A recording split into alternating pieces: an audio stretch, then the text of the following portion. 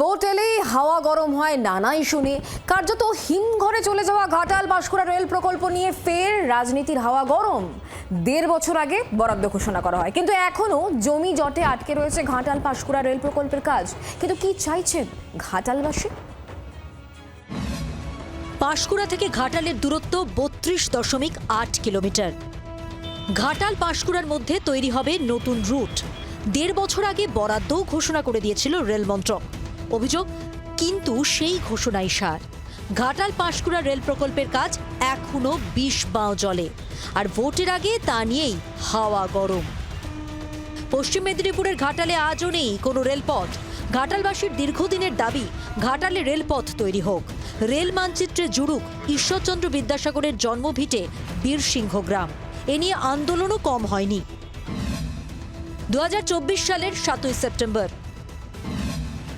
রেলমন্ত্রীর চিঠি অনুযায়ী রাজ্যের ৪১টি রেলপথের জন্য ৫০,০০০ কোটি টাকা বরাদ্দ হয়। ওই চিঠিতেই ঘাটাল মহকুমায় ৩টি রেলপথের কথা উল্লেখ রয়েছে। পাঁশকুড়া থেকে ঘাটাল, হুগলির আরামবাগ থেকে ইড়পালা, ইড়পালা থেকে ঘাটাল। কিন্তু সবই আটকে রয়েছে জমি জটে।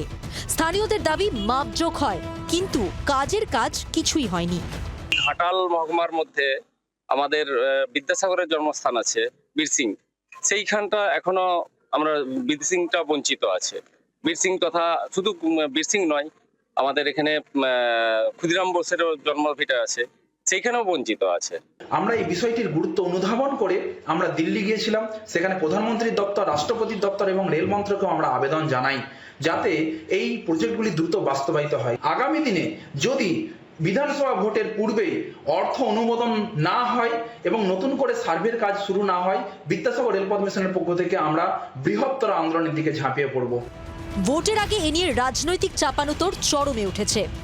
এই রেলপথ খুব তাড়াতাড়ি ঘোষণা হবে, কিন্তু বর্তমানে জমির যে জটিলতা, সেই জটিলতার জন্যই একটু দেরি হচ্ছে।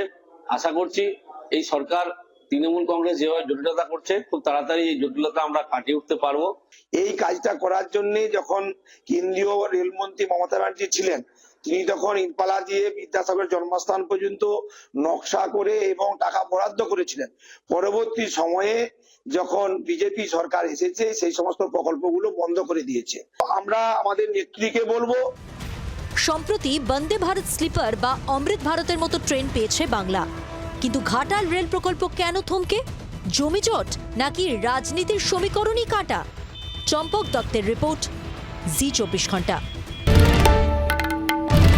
বাংলার আওয়াজ, বাঙালির আবেগ, জি২৪ ঘন্টা।